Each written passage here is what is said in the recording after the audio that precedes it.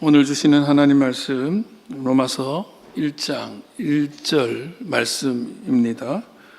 로마서 1장 1절 말씀 우리 함께 합독하시겠습니다. 시작. 예수 그리스도의 종 바울은 사도로 부르심을 받아 하나님의 택정함을 입었으니 아멘. 시간 이 말씀으로 다시 듣는 로마서 은혜 온 두 번째 시간, 자기 이해가 삶을 결정한다. 자기 이해가 삶을 결정한다. 이런 제목으로 하나님 말씀 나누겠습니다. 여러분, 사람은요, 자기가 자기를 어떻게 인식하느냐에 따라서 행동이 달라지고 태도가 달라지고 삶이 달라지게 되어 있습니다. 저는 저를 목사라고 인식하고 있기 때문에 목사처럼 살려고 애쓰는 거죠. 자기가 자기를 거지라고 인식하면 삶은 거지처럼 살아가는 것이고, 나는 왕이다, 스스로 왕이라고 생각하는 사람은 왕의 태도를 가지고 살아가게 되어 있는 것이죠. 그게 자기 정체성이라는 겁니다. 여러분은 여러분 스스로를 뭐라고 생각하십니까?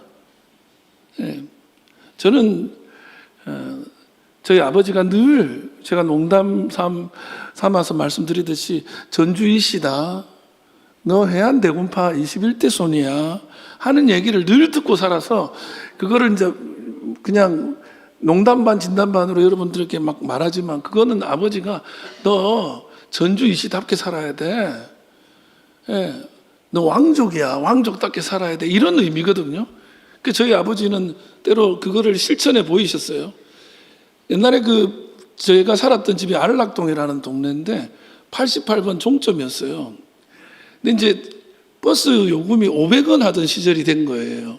지금 뭐 얼마인지 정확하게 모르겠는데 버스 요금이 500원인데 앞에서 이제 안내양 없던 시절이죠. 앞에 타면서 500원을 내고 타는 건데 아버지가 실수로 50원을 낸 거예요. 근데 그 아저씨가 지금 50원 내셨다고 500원 내야 되는데 당신 뭐 하는 거냐고 했더니 우리 아버지가 자존심이 너무 상한 거야. 내가 50원 내고 탈 사람 같이 보이냐고. 그래가지고 500원 넣었어요. 그리고는 잔돈 달라고 하는 거야. 50원 돌려달라는 거야. 근데 이게 그런 시스템이 안 돼. 50원을 받기 위해서 반대쪽 차고까지 간 거야. 그러면서 저한테, 야, 너 왕족은 함부로 허리 굽히는 거 아니야? 그럼 아버지 돈을 주울 때는 어떻게 해요? 뒤로 주워, 이렇게 허리 굽히. 그 농담이었어요. 뒤로 허리 굽히지 말라는 뜻으로. 뭐 어쨌든 우리 저희 아버지가 저한테 그런 얘기를 많이 하셨는데, 그 유일한 소이라는 소설 작가가 있어요. 그분이 지은 소설 단편집인데 어느 날 갑자기라는 시리즈가 있어요.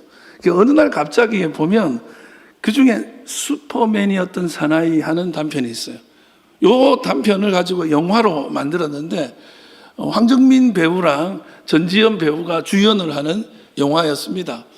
이 슈퍼맨이었던 사나이가 뭐냐면 이 주인공 현석이 자기가 슈퍼맨이라고 생각하는 거예요. 근데 능력은 지금 상실했어요. 왜냐하면 자기가 크립톤이라는 별의 마지막 남은 생존자인데 지구에 와서는 지구의 태양빛 때문에 초능력을 가지게 되는 건데, 그 크립톤 별의 광물 크립토나이트가 자기한테 오면 능력을 상실하는 거잖아요. 그게 슈퍼맨의 세계관인데, 그 크립토나이트로 만든 총알이 자기 뇌에 박혀 있어서 능력은 없으나 여전히 뭐다, 나는 슈퍼맨이야. 그래가지고 슈퍼맨처럼 살아요. 세상의 온갖 일에 다 참견합니다. 누가 무단횡단하잖아, 뛰어가서 못하게 하고, 어떤 사람이 위기에 처했는데 차가 막 덤프트럭이 달렸는데 거기 몸을 던져서 그 사람 살려내고, 누가 쓰레기를 아무데나 무단투기하면 숨어있다가 그 사람 잡고, 뭐 하여튼 별일을 다 해요. 그러다가 이제 이 다큐멘터리 작가로 나오는 게 전지현인데, 이 전지현 씨를 살린 거야. 당신 누구냐? 나 슈퍼맨이에요. 그래.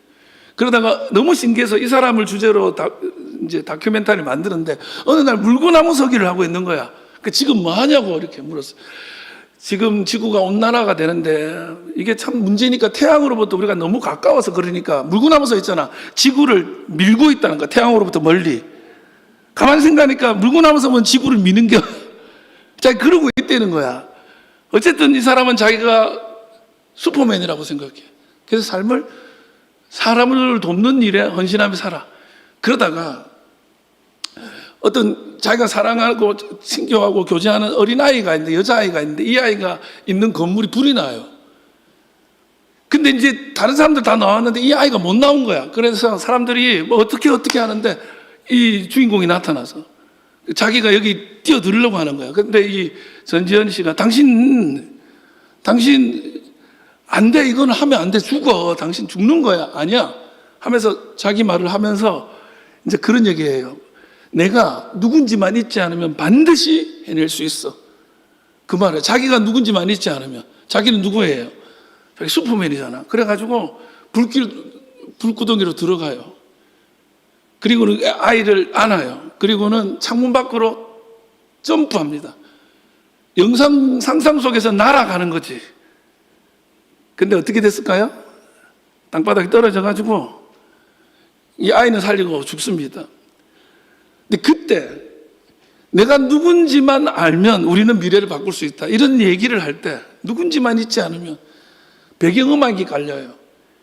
이 배경음악이 뭐가 깔리냐면 소위 그 라만차의 돈키호테, 맨 오브 라만차라는 21세기 최고의 뮤지컬의 임파서블 드림, 이룰 수 없는 꿈이라는 그런 노래에 삐지가 깔립니다. 내용 그래요. 이룰 수 없는 꿈이지만 내가 기사하기 때문에 간다. 그 꿈 하면서 가요. 이 노래가. 여러분 그 라만차의 돈키호테 어리실 적에 만화로 보든 책으로 보든 애니메이션으로 보든 봤지만 이 세르반테스의 돈키호테는요 가장 유명한 위대한 작가들이 최고의 작가라고 얘기를 하고 작가들의 작가요 소설 중에 소설이라고 인정하는 소설이 아주 풍자성 어린 소설이 돈키호테입니다. 16세기 스페인의 한 시골 라만차라는 시골에 한 늙은이가 살아가는데 세계가 기사들이 가득한 거예요. 기사가 정의를 위해서 싸운다는 거예요. 자기도 기사한 거야.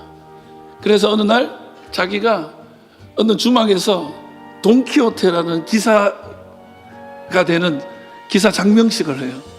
돈키호테. 기사는 사랑하는 여인이 있잖아요. 공주가 있잖아요. 나중에 영웅담을 들려줘야 되잖아요.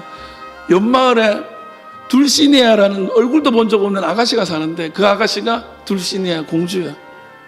예. 그리고 그 집에 있는 늙어 빠진 나귀를 로시남테라고 하는 명마라고 인정하면서 그리고 산초라는 자기 몸종과 함께 그 정의를 위해서 구현하기 위해서 돈키호테는 가는 거죠. 꿈을 이루기 위해서.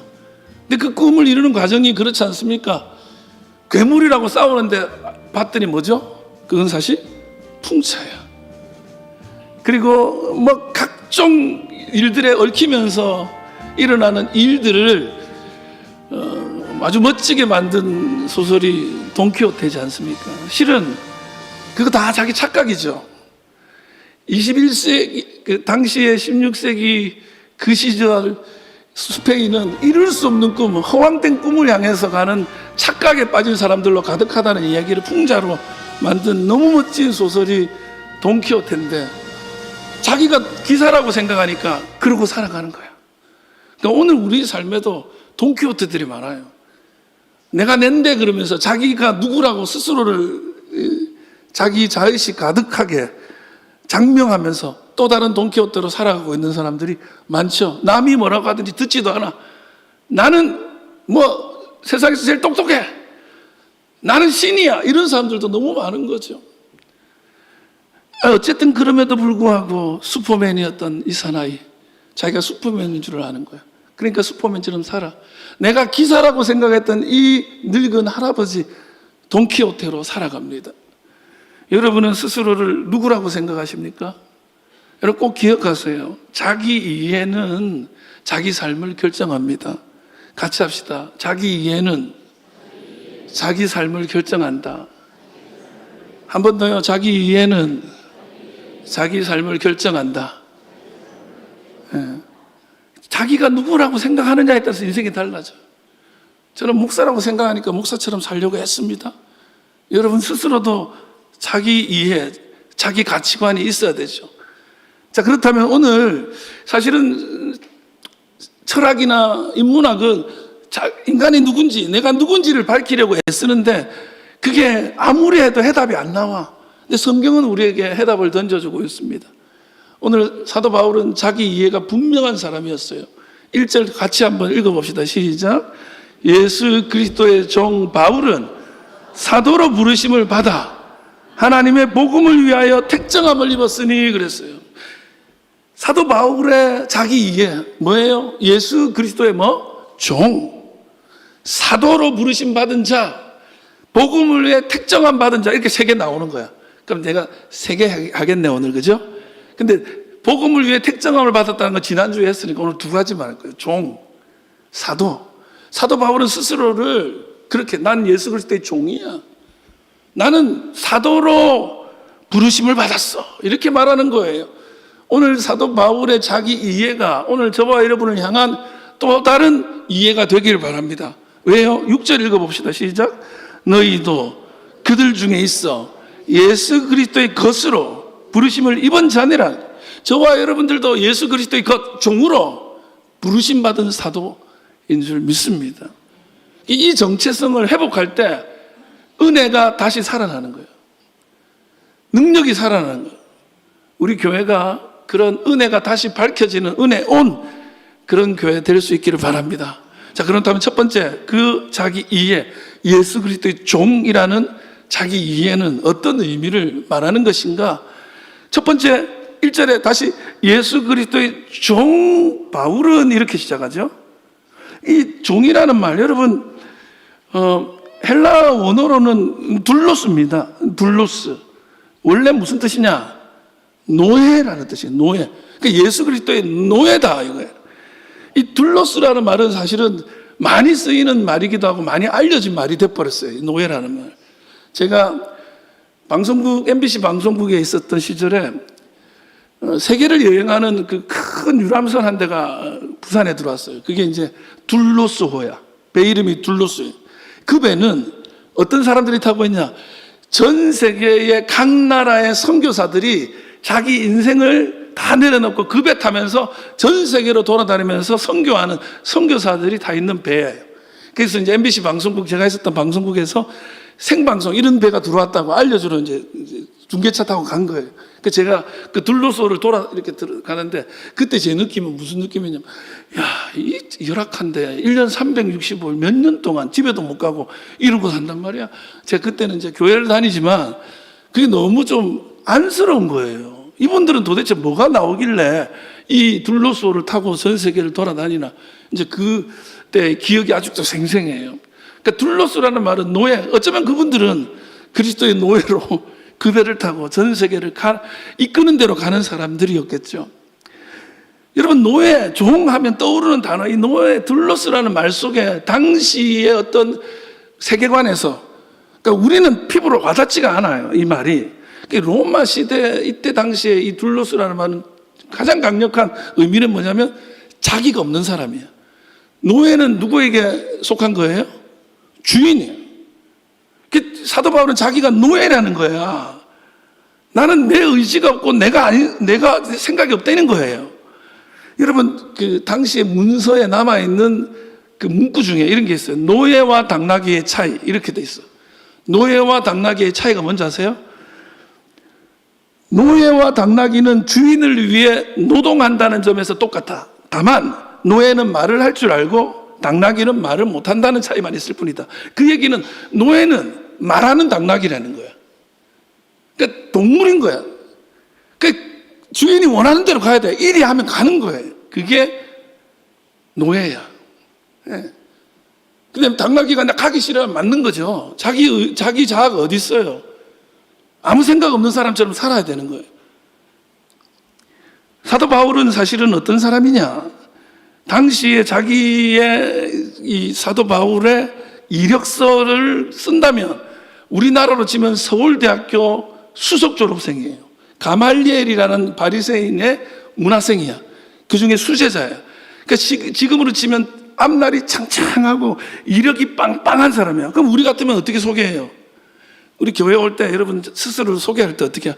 저는요 어디에서 이사로 있는 누구누구 집사예요. 이렇게 자기소개를 할 때 조금 자기를 좀 돋보이게 할 만한 걸 앞에 달잖아요. 사도 바울은 나 가말리엘의 수제자야. 이 말 한마디면 딱 통하는 거야. 어우, 좀 이름 있는 사람 왔네. 이렇게 되는 거예요. 근데 자기 노예래. 나는 아무 생각도 없대. 둘로스.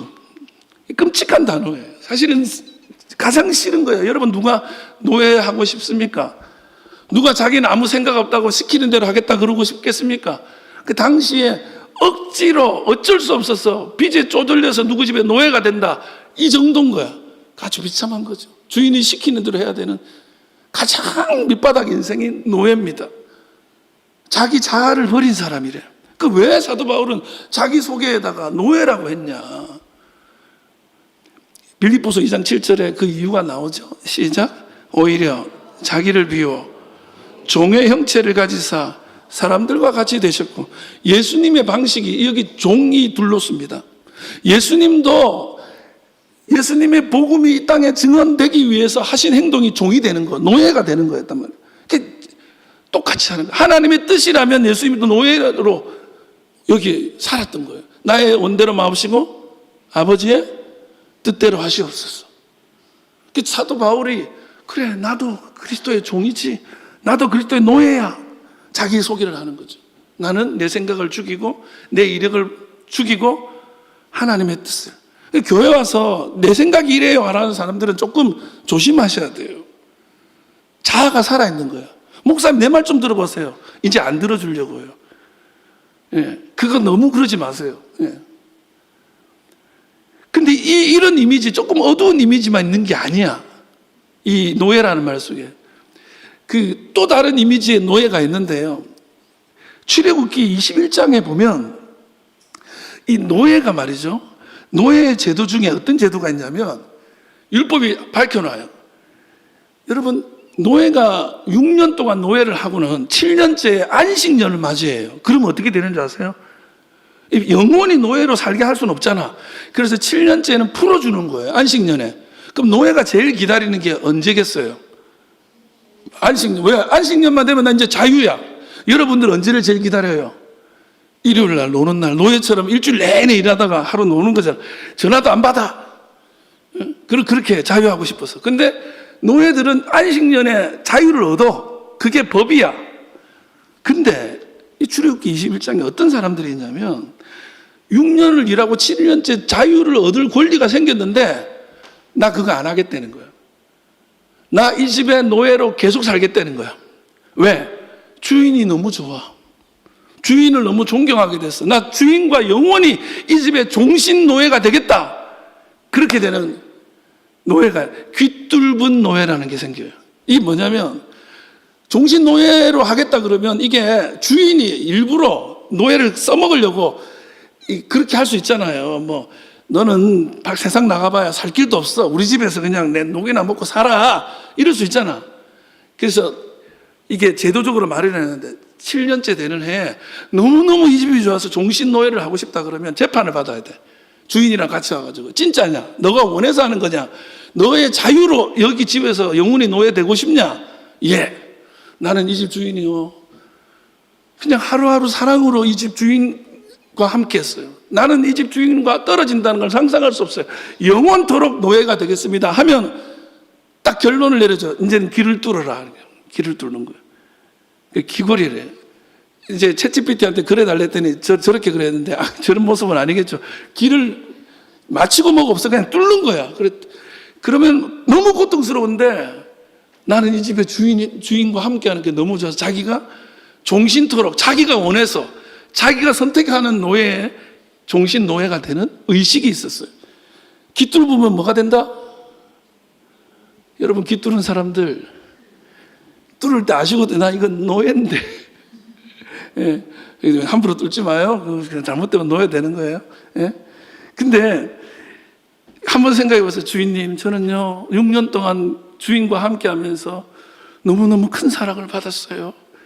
그래서요 저는 안식년에 자유를 얻고자 하는 게 아니라 제 자유의지로 주인과 영원히 함께 하고자 합니다. 주인 받아주세요. 그러면 주인님이 허락하면 같이 제품 받고 길을 뚫어요.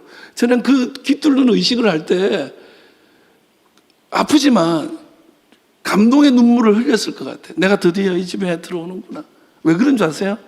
이 길을 뚫어보면 세 가지 조금 이렇게 약점이 있고 세 가지 강점이 있어요. 어떻게 되냐? 여러분, 길 뚫는다는 건 뭐냐면 첫 번째는 뚫어볼 때 아프잖아. 고통을 감내해야 돼.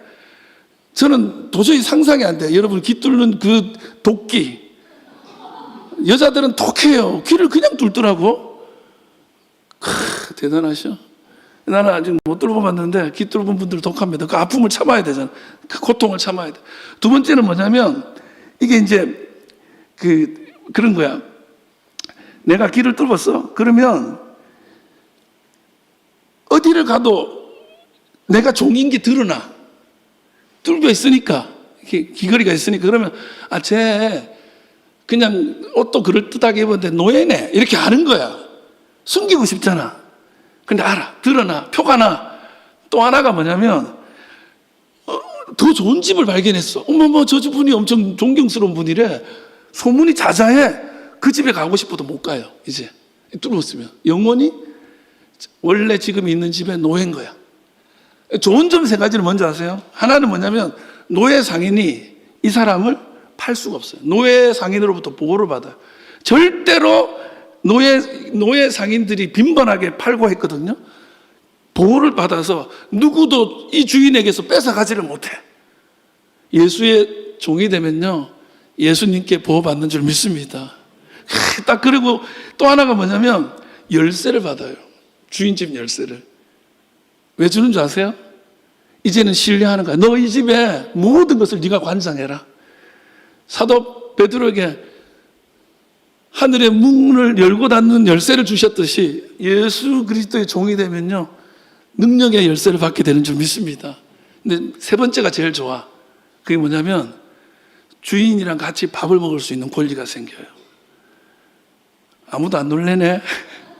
그게 뭐냐면 옛날에는 노예는 주인집 안방에 들어오는 것도 금지되어 있어요. 말도 안 되는 거예요. 노예가 다닐 수 있는 길이 따로 있고 밥상이 따로 있는 거야. 그거 같이 하는 거 아니야. 옛날에 미국 사회도 흑인, 백인 차별이 많아가지고 흑인들만 탈 수 있는 버스, 백인들 버스, 흑인 화장실, 백인이 있는 곳에 흑인이 가면 안 돼. 이런 거 있었잖아. 예? 옛날에 남녀 7세 부동산에 우리도 그런 거 많았잖아. 그처럼 종은 종의 밥상이 따로 있는 거야. 근데 주인이랑 같이 밥을 먹는다. 이거는요 가족이란 뜻이야. 내 아들이란 뜻이야. 여러분, 주인의 자녀가 되는 권세가 여러분에게 있게 되기를 주의 이름으로 축원합니다. 그러려면 뚫히는 고통을 감내해야 돼요. 그러려면 누가 봐도 종이네 인정받아야 돼요. 그러려면 내가 세상이 더 좋아도 그거를 버릴 수 있는 용기가 있어야 돼요. 근데 사도 바울은 나 세상이 아무리 좋아도 그거 다 포기했어. 난 사람들이 보든 안 보든 나는 그리스도의 종이야. 이러고 사는 거예요. 얼마나 멋있습니까? 예? 사도 바울은 그거를 선택한. 나는 세상이 주는 명예 그거 다 포기했어요. 나는 예수 그리스도의 자녀됨을 누리며 살아갈 것입니다. 예수 그리스도의 주시는 은혜의 열쇠를 붙잡고 살아갈 것입니다. 할렐루야. 그거예요. 마지막으로 하나가 더 있는데 어떤 게 있냐면 이게 당시에 로마 시대의 종도 다 똑같은 종이 아닌 거야. 종은 누가 있는 거예요? 노예는 누가 있어요? 주인이 있어요. 근데 주인이 누구냐에 따라서 종의 격이 달라져. 이해되시죠? 저분은 국회의원 집에서 비서하신대. 국회의원 비서야. 근데 어떤 분은 저분 대통령 비서야. 격이 다르죠. 우리 집에 옆에 조금 도와주는 사람이야랑 다른 개념이 돼. 당시에 황제나 귀족들의 노예는요, 세상 일반인들의 어떤 자유인보다 훨씬 더 큰 자부심을 가지고 살았어. 나는 황제의 노예야 이러고 사는 거예요. 여러분 그 노예들도 다 직이 있어요. 직이. 어떤 직은 그저 뭐 가르치는 노예도 있고요, 의사 노예도 있고 막 그랬는데 직업이 중요하게 있지만 제일 중요한 게 뭐였냐면 누구 집의 노예냐. 근데 세상 사람들이 나는 황제의 노예라고 말하면서 살았어요. 그게 인정받는 자긍심이었어요. 근데 사도 바울은 나는 왕 중의 왕이신 예수 그리스도의 노예야. 나는 세상 최고의 위대하신 그분의 노예로 살 거야. 할렐루야. 이 자긍심이 있으니까 자긍심 가지고 자부심 가지고 사는 거예요. 어떤 사람들은요, 세상 나가면 교회 다닌다는 사실 숨기고 싶어 해. 예. 그래야 마음대로 사니까. 우리 교회도요, 옛날에 이런 거 있었어요. 내가 참 그게 좀 마음에 안 들었는데, 교회 차에 교회 이름을 붙이고 다녀야 되는데, 그거 말고 붙였다 뗐다 하는 걸 만드는 거예요. 압니까? 주일날은 딱 붙이고 다녀, 이 교회차. 근데 주중에는 떼. 왜? 신호위반했다. 저 교회차네 하는 소리 듣기 싫어서 이미 교회차가 하면 안 되는 일을 하겠다는 의지를 가지고 그런 걸 만드는 거야. 목사님, 저 교회 마크 없어요. 달리세요. 이래.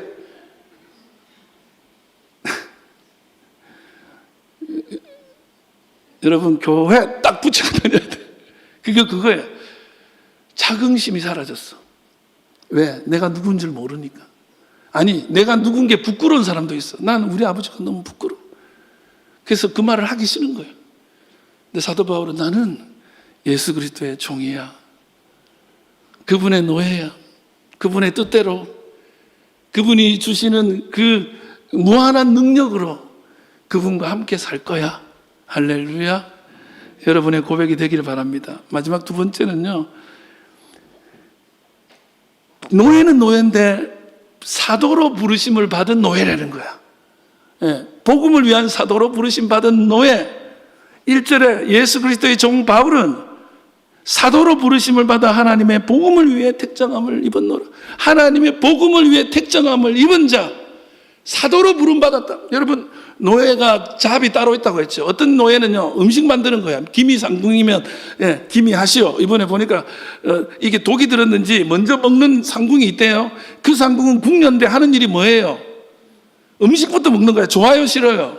우리 오선호 목사님이 제일 좋아하는 직업이 그거예요. 왕이 먹는 걸 먼저 먹네. 근데 그게 뭐예요? 그게 독 있으면 죽는 거야. 그죠? 그래서 제일 믿을 만한 사람에게 그걸 시켜요. 예, 그렇지만 그런 상국만 있는 게 아니잖아요. 잡이 따로 있어. 노예들도 자기가 하는 일이 다 있어요. 예.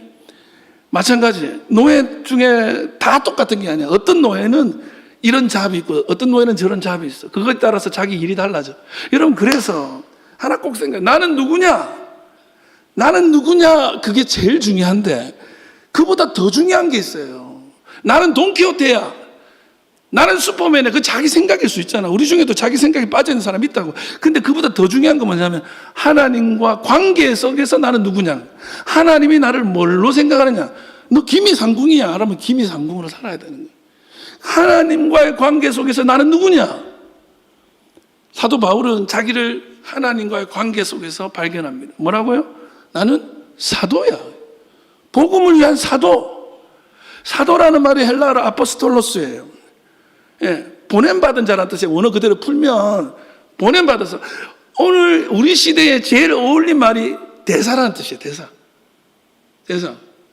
대사가 정권 대사가 있고 뭐 영사도 있지만 우리 요즘 그런 말 많이 쓰더라고요. 앰버서더라는 말. 그죠? 뭐 명품의 앰버서더. 그럼 연예인들이 나 이거 앰버서더예요 하면서 막 그러잖아요. 그게 뭐냐면 대통령이나 왕이 다른 나라에 자기가 가 있을 수 없으니까 자기가 자기의 정권을 위임한 자기 입장을 대변할 사람을 임명해서 각 나라로 보내는 거예요. 나라마다 다 다르겠죠. 방금 전에 말씀드린 대로 잡이 다 있잖아. 음식 만드는 상궁이 있을 수 있고 저기 뭐 뜻만 전하는 어명이요 하는 사람도 있을 것이고 다 자기 일이 있는 거예요. 근데 사도 바울은 자기가 하나님의 세상의 나라에 하나님의 뜻 안에서 보냄받은 사도인데, 대사인데 일본으로 미국으로 어디로 파송받은 사람이냐? 그게 정확하게 나와요. 예. 사도행전 13장 47절 시작.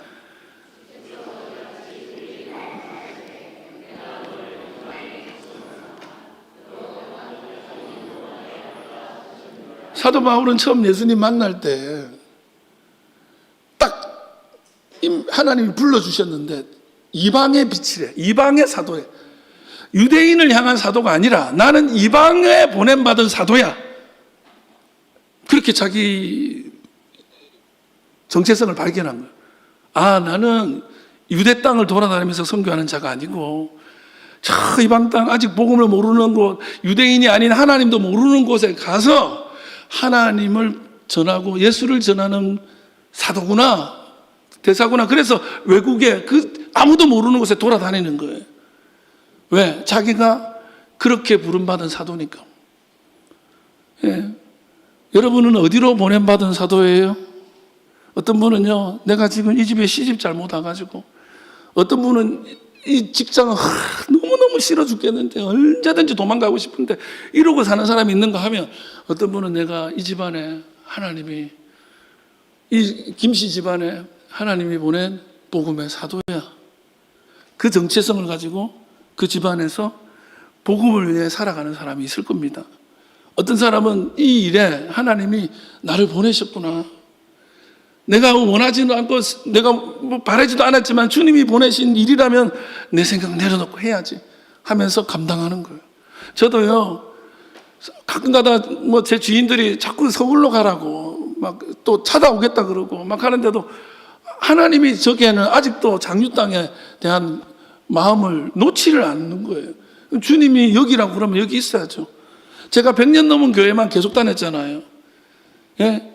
제가 처음 있었던 그 100년 넘은 교회 중에 처음에 있었던 거제 옥포교회 103년 제가 있었을 때, 그 다음에 갔더니 서울 신사동 교회라고 언더우드 선교사님이 세운 교회가, 그때 갔더니 그때 104년, 105년, 그 다음에 갔던 교회가 능곡교회라고 우리 교단에 제일 오래된 교회, 제가 갔을 때 110 몇 년이었어요. 그래서 저는 이름이 이경로잖아. 아니 하나님은 저는 왜 맨날 100년 넘은 교회만 다닙니까? 나도 젊은 교회 한 80년 젊은 교회 100년 넘어보면 80년도 어우 젊다 이래. 우리 교회면요 70살 되신 분도 아직 발판하네 이런 소리 듣는 것도 같아. 그래가지고 늘 그런 고민이 있었어요. 하나님 왜 저는요 100년 넘은 교회만 다닙니까? 이름이 이경로라서 경로대학만 하는 겁니까? 능곡교회에서는요 제가 제일 많이 했던 사역이 경로대학이었어요. 담임 목사였던 우종구 목사님이 이경로 목사가 경로대학을 안 하면 누가 경로대학을 하나? 세상에. 그래가지고 화요일마다 경로대학 하는데 300명씩 모였어요. 완전 부흥했어요. 예. 근데 그 교회에 그렇게 있는데 제가 어느 교회로 가기로 됐었어. 7년 차 있을 때.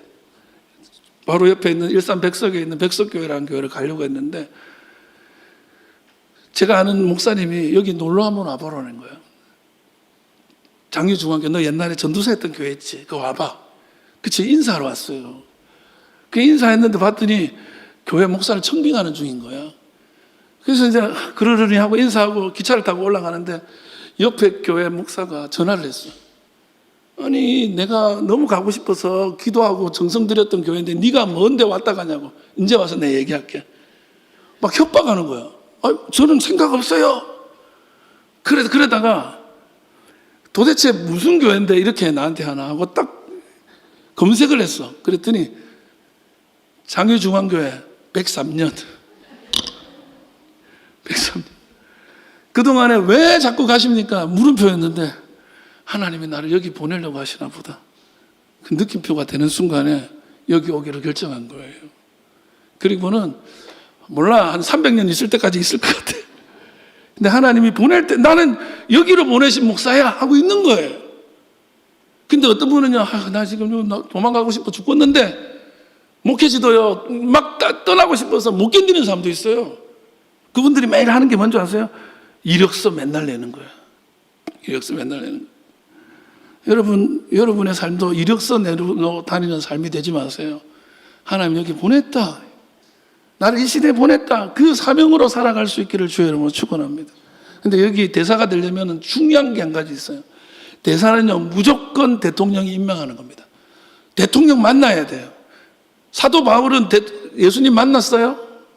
육신의 예수님을 만난 적이 없잖아. 그래서 12사도들은 예수님을 만나서 함께 했던 사도들이 12사도죠. 근데 사도 바울도 예수님 만났다는 거야. 다메섹에 가던 길에 예수님이 찾아오셔서 만나주신 거예요. 저는 여러분들도 예수님 만난 세상에 보냄받은 사도들, 대사들이 되기를 주의 이름으로 축원합니다. 이게 핵심이에요. 말씀 마치려고 합니다. 1912년 4월 14일 날 승객과 승무원 2200명을 태운 배가 대서양을 향해 나갑니다. 타이타니코라는 배죠. 이 배가 대서양 한가운데에서 떠내려온 빙하에 충돌해서 1500명이 사망하는 대참사를 맞게 되죠. 2200명이 700명 살고 1500명이 죽었어요.